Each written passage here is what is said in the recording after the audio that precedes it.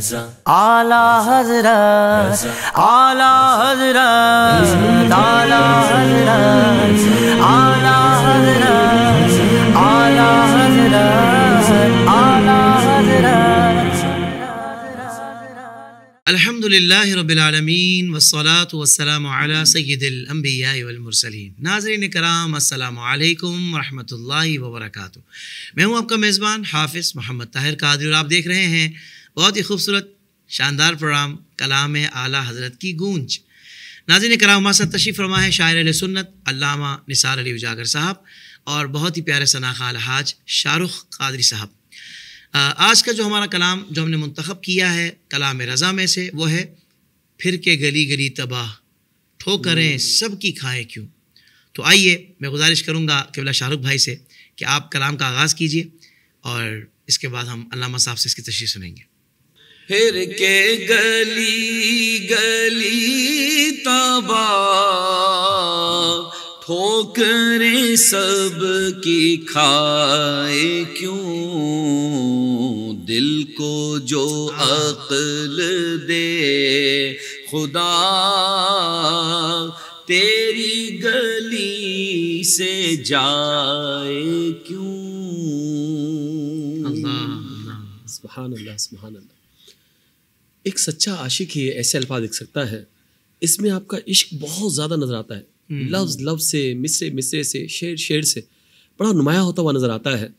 آپ کیا فرماتے ہیں کہ فرمایا کہ پھر کے گلی گلی تباہ، یعنی در بدر میں ٹھوکریں کیوں کھائیں، اپنی زندگی کو ویران کیوں کریں، برباد کیوں کیا جائے، کیوں حضور کی گلی کو چھوڑ کر کہاں جایا جائے.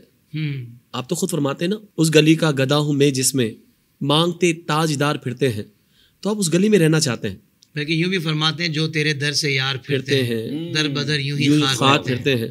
تو فرماتے ہیں کہ بے وفا کچے اور مجازی عشق کی خاطر گلی گلی میں جا کر در در پہ جا کر کیوں ذلیل ہوا جائے. ایک در کو پکڑ لیا جائے، اسی در سے محبت ہو، اسی در کے گدا بن کر رہیں، اسی در کے فقیر بن کر رہیں، انہی گلیوں میں پھیری لگائیں، انہی گلیوں میں صدا لگائیں. ایک فقیر کی جو نوا ہوتی ہے نا وہ عاشق کو تڑپا دیتی ہے. تو فرماتے ہیں پھر کے گلی گلی تباہ ٹھوکریں سب کی کھائے کیوں، دل کو جو عقل دے خدا تیری گلی سے جائے کیوں. اگر دل بنا مل جائے نا اور یہ سچا عشق ساتھ دے اور ایسا کرم ہو جائے کہ آپ کی کرم کی پناہ میں رہیں، آپ کے سائے میں رہیں، آپ کے گھر کے پاس رہیں، مدینہ پاک میں رہیں، اس زندگی کا محصل ہے. اس کے علاوہ کوئی زندگی خواہش نہیں ہے. آرزو ہے مدینے کی اور جستجو ہے مدینے کی. بھائی یہیں پہ رہنا ہے، یہیں پہ جینا ہے اور یہیں پہ مرنا ہے. در در کی ٹھوکریں نہیں کھانی، اب کہیں اور نہیں جانا، کسی اور کو صدا نہیں دینی، کیونکہ میں گدا ہوں اپنے کریم کا، میرا دین پارا انعام ہے. سبحان اللہ سبحان اللہ. مجھے تو ایسا لگتا ہے کہ سیدی اعلیٰ حضرت نے یہ مدینہ پاک میں ہی لکھا ہوگا. جی جی بالکل ایسا. اس کے الفاظ بتا رہے ہیں کہ آپ ایک خاص کیفیت میں ہیں اور بس اپنے دل کو بتا رہے ہیں، منا رہے ہیں، راضی کر رہے ہیں. منا رہے ہیں تو سمجھو ہمارے جیسوں کے لیے ہمارے دل غافل ہوتے ہیں سیدی اعلیٰ حضرت حضور کے عشق میں ڈوبے ہوئے کہ بھائی دل کو جو عقل دے خدا تیری گلی سے جائے کیوں. اللہ اکبر. کیونکہ آپ تو پہلے ہی فرماتے ہیں جان و دل ہوش و خیرات سب تو مدینے پہنچے ہیں. پہلے تو آپ یہیں ہوتے ہیں اور وہاں جا کے کیفیت کیا ہوگی پھر. سبحان اللہ. جی شاہ رخ بھائی. رخصت قافلہ کا شور غش سے ہمیں اٹھائے کیوں، سوتے ہیں ان کے سائے میں کوئی ہمیں جگائے کیوں. دیکھیں واقعی جب مدینے سے رخصتی کا وقت آتا ہے نا، مدینہ چھوڑ آئے، اپنی دنیا چھوڑ آئے ہیں، ہمارے پاس جتنا تھا اثاثہ چھوڑ آئے ہیں. یہ واپسی کا جو سفر ہوتا ہے نا، یقین جانے جب انسان جب چلتا ہے نا گھر سے، جو خوشی کا عالم ہوتا ہے اس سے کہیں زیادہ بڑھ کر رونے کا عالم ہوتا ہے جب انسان مدینہ پاک چھوڑ رہا ہوتا ہے. اللہ. تو میرے امام یہی فرماتے ہیں کہ اب ویزا ختم ہو گیا ہے، اب قافلے کو واپسی آنا ہے. اب کہتے ہیں کہ بھائی سامان سفر باندھ دو، رخت سفر باندھ دو، اب چلنا ہے سامان باندھنے. تو فرماتے ہیں یہ رخصت قافلے کا جو شور ہو رہا ہے نا، اس سے بار بار غشی آ رہی ہے. اللہ. بے ہوش ہونے کو دل چاہتا ہے بس بے ہوش ہو جائیں اور اسی در پہ پڑے رہیں، چاہے قافلہ آئے یا جائے مجھے چھوڑ جائے. سوتے ہیں ان کے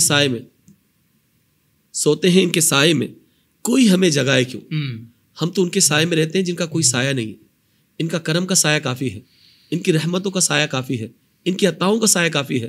اب یہاں سے اٹھ کر چلے جائیں, اپنا دل چھوڑ کر, اپنی جان چھوڑ کر, اپنا سب کچھ یہاں چھوڑ کر کیسے جایا جائے؟ تو فرماتے ہیں کہ بس ہمیں طلب ہے تو درے سنگ نبی سے ہے, خواہش ہے تو انہی گلیوں سے ہے. بس قافلہ بے شک چلا جائے, ہمیں تو زندگی بھر یہیں پر چھوڑ کر چلا جائے. اللہ اکبر. بار نہ تھے حبیب کو پالتے ہی غریب کو, روئیں جو اب نصیب کو, چین کہو گوائے کیوں. ایسا لگ رہا ہے کہ لفظ لفظ آنسو بہا رہا ہے. کہتے ہیں کہ ہم حضور کی ذات پہ کوئی بوجھ نہیں تھے, وہ رحمت للعالمین ہیں, وہ سارے جہانوں میں رحمتیں بانٹنے والے ہیں. ان کی رحمتوں کا دریا سر عام چل رہا ہے, خوب تقسیم ہو رہا ہے. تو کہتے ہیں اور ہم ایسے غریب الوطن ضرور ہیں, پردیسی بھی ضرور ہیں, بظاہر کچھ مفلسی کا شکار بھی ہیں, لیکن حضور پر بوجھ نہیں ہے. وہ تو سارے زمانے کو پال رہے ہیں, ان کا صدقہ پوری دنیا کھا رہی ہے. اللہ بار نہ تھے حبیب کو پالتے ہی غریب کو. تو کہا جب ان پر بوجھ نہیں تھے تو وہ گلیاں کیوں چھوڑائے, وہ شہر کیوں چھوڑائے, اور اب روئیں جو اب نصیب کو, تو چین کہو گوائے کیوں. وہ آرام و سکون چھوڑ کے کیوں آ گئے, کیوں چھوڑے آپ نے, کیوں چھوڑ دیا, وہاں سے کیوں آ گئے. حضور تو بڑے کریم ہے نا, کریم آقا ہے, وہ لمحات کیوں گوا دیے, کیوں گوا دیے, کیونکہ سرکار کے لیے تم بوجھ تھے, وہ تو پوری دنیا کو پالنے والے ہیں. تو اب یہاں رونے کا فائدہ نہیں ہے کہ تم نے وہاں آرام جو سکون کے جو لمحات گزارے ہیں نا, اب وہ کیسے پلٹ کر آ سکتے ہیں. اللہ اکبر, اللہ اکبر. یاد حضور کی قسم, اللہ اکبر, غفلت عیش ہے ستم, خوب ہے قید غم میں ہم, کوئی ہمیں چھوڑائے کیوں. سبحان اللہ. دیکھیں حبیب صاحب, انسان جب عشق میں مبتلا ہوتا ہے نا, تو کہتے ہیں کہ یار کوئی اللہ تمہیں غم نہ دے غم رسول کے سوا. اللہ اللہ. عشق نبی کا جو غم ہے نا, جس کو لگ جائے نا, پھر اسے کسی چیز میں مزہ نہیں آتا. تو میرے امام فرماتے ہیں کہ یاد حضور کی قسم, جو بار بار نبی کی جو یاد آتی ہے نا, تو وہی گھر میں رہنی چاہیے. اس سے اگر انسان کوئی غفلت کرے, آرام و سکون کے بارے میں سوچے, تو یہ ایک بہت بڑا ستم ہے, یہ ظلم ہے کہ ہم عشق نبی کے غم کو چھوڑ کر دنیا کی خوشیاں لے لیں. یاد حضور کی قسم غفلت عیش ہے ستم, یہ بڑا ظلم ہے کہ ہم عیش و آرام کے اندر غفلت میں پڑ جائیں. خوب ہے قید غم میں ہم, غم نبی کی جو قید میں ہے نا, گرفتار ہے جو غم نبی ہے, اس کے یہ گرفتاری اچھی ہے, یہ آزاد ہونے سے بہتر ہے کہ ہم ان کے در کے غلام بن جائیں, ان کی قید میں رہیں, مدینے کا اسیر بن کر رہیں, ہے نا. یہ اسیر مدینہ بننا یہ بڑی سعادت ہے, اور کوئی ہمیں اس غم سے چھڑائے کیوں, ہمیں آزاد کیوں کرائے. یہ تو ہمیں بڑا مزہ آتا ہے اس گرفتاری کے اندر کہ حضور کی زلف کے ہم اسیر بن گئے ہیں, سبحان اللہ, در نبی کے اسیر بن گئے ہیں, بس در نبی پہ پڑا رہوں گا. الہی اب کوئی ایسی تو ہوا چلا دے جو میرے خوشیوں کے گلستان کو جلا دے. مجھے خوشیاں نہیں چاہیے, گلستان نہیں چاہیے, بلکہ یاد مدینہ کا کوئی خار چاہیے جو وہ دل میں رہے اور اس غم کے اندر میں ہمیشہ مبتلا رہوں. واہ جی واہ. جان ہے عشق مصطفیٰ, روز فزوں کرے خدا, جس کو ہو درد کا مزہ, ناز دوا اٹھائے کیوں. سبحان اللہ, سبحان اللہ. پوری زندگی میرے رضا کی زندگی ہے نا, وہ اس شعر سے عبارت ہے. پوری زندگی آپ کی تمام تحریریں اٹھا کر دیکھ لیں, آپ کی تقریریں اٹھا کر دیکھ لیں, آپ کی مجالس, آپ کے فتاوی, آپ کی شاعری, ہر چیز کو اٹھا کر دیکھیں, اس شعر سے مجھے عبارت نظر آتی ہے. کیا فرماتے ہیں امام کہ جان ہے عشق مصطفیٰ, مصطفیٰ جان رحمت کی جو محبت ہے نا, وہ میری جان ہے, وہ میری روح ہے, وہ میرا عشق ہے, وہ میری جاگیر ہے, وہ میرا سرمایہ اثاثہ سب کچھ ہے. اور اس میں روز فضو کرے خدا, اور دن بدن اس کے اندر اضافہ ہو, کمی نہ ہو. اللہ تعالیٰ اس میں زیادتی فرماتا رہے, کمی نہ ہو, کیونکہ جس کو ہو درد کا مزہ نازے دوا اٹھائے کیوں. اللہ اکبر, اللہ اکبر. ہم مریض عشق مصطفیٰ ہیں, ہمیں علاج اور معالجے کی ضرورت نہیں ہے. طبیب مجھے چھوڑ دو, تمہارا کوئی کام نہیں ہے. میں مریض عشق مصطفیٰ ہوں. میں نخرہ اٹھانا کسی دوا کا, کسی طبیب کے پاس جانا, اس کے ناز و انداز کو برداشت کرنا, یہ برداشت نہیں کروں گا. جس کو ہو درد کا مزہ نازے دوا اٹھائے کیوں.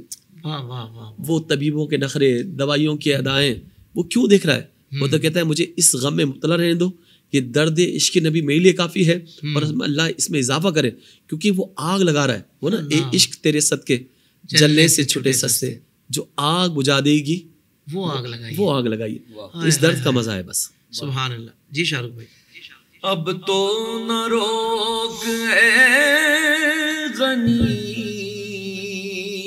عادت سگ بگڑ گئی, میرے کریم پہلے ہی لقمہ تر کھلائے کیوں. کوئی بھی جو عاشق ہوتا ہے نا, وہ رحمت کی وسعتوں کو دیکھ کر اور جود و عطا کی بلندی کو دیکھ کر یہ سوچتا ہے کہ یار سب کچھ تو سرکار ہمیں نبھا رہے ہیں, اور لقمہ تر کیسے کھلایا سرکار نے. لقمہ تر کا مطلب کیا ہے یہاں پر؟ یعنی ترنے والا, آسان رزق. یا رسول اللہ آپ نے اتنی عطائیں کی, اتنی عطائیں کی, عطا کی بارشوں میں وہ کمی ہونے نہیں دیتے, کبھی برباد آقا زندگی ہونے نہیں دیتے. سرکار آپ نے اتنا کھلایا, اتنا پلایا, آپ کے پاس کسی چیز کی کمی نہیں ہے. آپ کے دینے میں, آپ کے کرم میں کسی سے کمی ہے. تو کہتے ہیں یا رسول اللہ اب تو نہ روک اے غنی, عادت سگ بگڑ گئی, مجھ کتے کی عادتیں بگڑ گئی ہیں, میرے کریم پہلے ہی لقمہ تر کھلائے کیوں. جو آپ نے لقمہ تر کھلایا, تر نوالا کھلا دیا, آسان رزق دیا, پہ در پہ مجھ پر کرم کرتے رہے, پہ در پہ کرم کرتے رہے, ہر جگہ مدد کرتے رہے, ہر جگہ میرا سہارا بنے, ہر جگہ آپ کی رحمت آڑے آتی رہی. یا رسول اللہ اب مجھے میری ذات پہ نہ چھوڑیں, اب میں آپ کے بنا نہیں رہ سکتا. اگر آپ نے روک دیا تو پھر فقیر کہاں جائے گا, پھر غلام کہاں جائے گا. اب تو عادتیں بگڑ گئی ہیں رسول اللہ, صرف سہارا ہے تو آپ کے کرم کا, امید ہے تو آپ کی رحمت سے, کرم کے طلبگار ہیں تو آپ کے کرم کے طلبگار. یا رسول اللہ مجھے میرے حال پر نہ چھوڑیں, حالات کے رحم و کرم پہ نہ چھوڑیں, بلکہ اپنے در سے لگا کے رکھیں, اپنے قدمین سے لگا کر رکھیں, کیونکہ عادتیں بگڑ گئی ہیں. اگر آپ نے چھوڑ دیا تو میں تباہ و برباد ہو جاؤں. اللہ اکبر. اس شعر کا ایک حسن یہ بھی ہے علامہ صاحب کہ جو آپ بات کرنا چاہ رہے ہیں حضور کی بارگاہ میں, اس میں پہلے مصرے میں لفظ غنی استعمال کر رہے ہیں کہ حضور جیسے غنی ہے, سبحان اب تو نہ روک اے غنی. اور پھر دوسرے مصرے میں لفظ کریم استعمال کر رہے ہیں. سبحان اللہ, کہ آپ تو ہیں ہی کرم فرمانے والے. تو جو ہو ہی کرم فرمانے والا, تو اب تو عادتیں بگڑ گئی ہیں. پہلے کیوں آپ نے لقمہ, آپ نے پہلے اتنا ہمیں لاڈلا بنا لیا تھا, اور اتنی اپنی محبتوں کے سائے میں رکھ دیا تھا, اتنی شفقتیں فرما دی, اتنی کرم نوازیاں فرما دی کہ اب حضور ہمیں تو ویسے بھی ہو نا, کون نظروں پہ چڑھے دیکھ کے تلوا تیرا. اب دیکھیں شدت محبت نظر آ رہی, شدت محبت نظر آ رہی. اللہ اکبر, سبحان اللہ, اللہ اکبر, اللہ اکبر. تیرے قدموں میں جو ہیں غیر کا منہ کیا دیکھیں, وہاں منہ کیا دیکھیں, کیوں نہیں دیکھ پا رہے منہ غیر کا؟ اس لیے کہ حضور آپ کے تلوے مبارک دیکھیں. اللہ کون نظروں پہ چڑھے دیکھ کے تلوا تیرا. یعنی جس نے حضور کے تلووں کی زیارت کی, اس کے نظروں میں کسی اور کا چہرہ بھی نہیں سما سکتا. انداز دیکھیں. اللہ اکبر. اور یہاں اعلیٰ حضرت نے اسی کلام میں یہ اس موضوع کا شعر ہے کہ مفت پالا تھا کبھی کام کی عادت نہ پڑی, اب عمل پوچھتے ہیں ہائے نکما تیرا. تو مجھے یہ ایک مماثلت نظر آتی ہے. بالکل ایسا ہے, بالکل ایسا ہے. جی قبلہ شارق بھائی. سنگے درے حضور سے ہم کو خدا نہ صبر دے جانا ہے, سر کو جا چکے دل کو قرار آئے کیوں. سبحان اللہ, سبحان اللہ. دیکھیے سنگے در حضور, حضور کے دربار کا جو در ہے, چوکھٹ ہے, اس کا بھی جو پتھر ہے, دیکھیں کہاں سے بات لگ رہا ہے. سنگے در حضور, ہم کو خدا نہ صبر دے. اس چوکھٹ سے اٹھنے والے نہیں, اس در سے اٹھنے والے نہیں ہیں. بس ہمیں صبر ہی نہ آئے, قرار ہی نہ آئے, بس یہاں پر ہم مستقل جڑ کر بیٹھ جائیں, واہ واہ کوئی ذریعہ بن جائے. فرماتے ہیں ہاں جانا ہے سر کو جا چکے, وجود تو چلا گیا بظاہر, یہ سر بھی چلا گیا, وجود بھی چلا گیا, جسم بھی چلا گیا, بظاہر چلا گیا, مگر دل کو کبھی قرار نہ آئے. دل تو وہاں در رسول پہ حاضری دیتا رہے, واہ جی واہ, وہ تو مہاجر شریف کے سامنے کھڑا رہے, دل وہیں رہ گیا, جاں وہیں رہ گئی, تو میرا دل بھی یہیں پر ہے اور میری جاں بھی یہیں پر ہے. تو فرماتے ہیں کہ جانا ہے سر کو جا چکے, اب بظاہر تو جانے کی گھڑیاں آ گئی ہیں, وہ تو چلا گئی ہیں, مگر دل کو قرار کیوں آئے؟ کیونکہ پیش نظر یہ نو بہار, یہ موسم بہار, یہ نئی بہار, یہ زندگی قرار, سب کچھ حضور کی ذات سے وابستہ ہے. سبحان مجھے قرار نہیں چاہیے, دل پڑا رہے تو اس در کا غلام بن کر پڑا رہے. اللہ, مجھے وہ قرار چاہیے جو اس در پہ عطا ہوتا ہے. حضور میری تو ساری بہار آپ سے ہے, میں بے قرار تھا, میرا قرار آپ سے, قرار ہے ہی آپ سے, تو پھر سب چیزیں یہاں ہیں جس کی تلاش میں لوگ دنیا بھر میں گھومتے ہیں, وہ سب حضور کے قدموں میں. سبحان اللہ. ہے تو رضا نرا ستم, جرم پہ گر لجائیں ہم, کوئی بجائے سوز غم, ساز طرب بجائے کیوں. اعلیٰ حضرت آخری شعر میں کیا خوب فرماتے ہیں, ہے تو رضا نرا ستم. اب یہ ستم کیا ہے کہ دیکھیں, یہ جو اس کی نشست اور برخاست ہے, یہ تھوڑا پہلے مصرے کے ساتھ دوسرے مصرے کو شامل کرنا ہے, دوسرے کے ساتھ پہلے شامل کرنا ہے. یہ بھی شعرا کا طریقہ رہا ہے, کس کا لنک کہاں سے ہوتا ہے.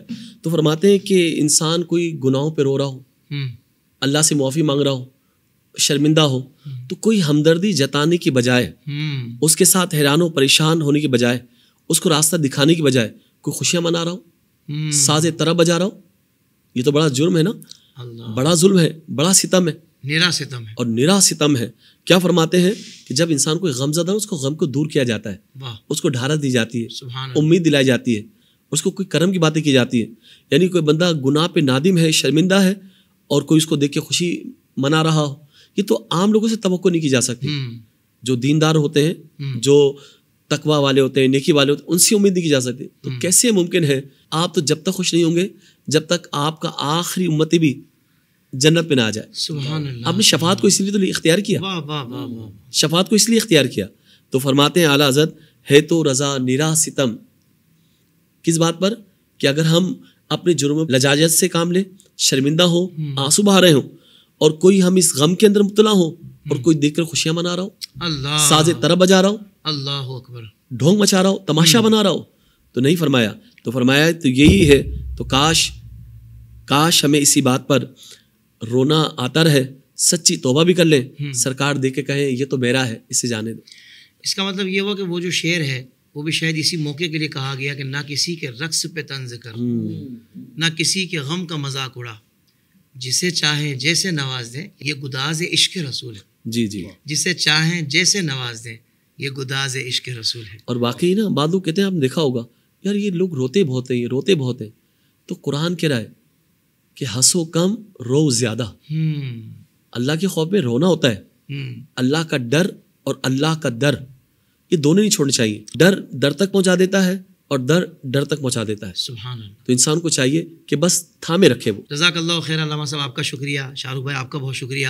ناظرین کرام, اگلے ایپیسوڈ میں انشاءاللہ کلام اعلیٰ حضرت کی گونج کے نئے ایپیسوڈ میں ایک اور کلام منتخب کر کے پھر اس پر انشاءاللہ یہی سلسلہ ہوگا. تب تک کے لیے اجازت. السلام علیکم ورحمۃ اللہ وبرکاتہ.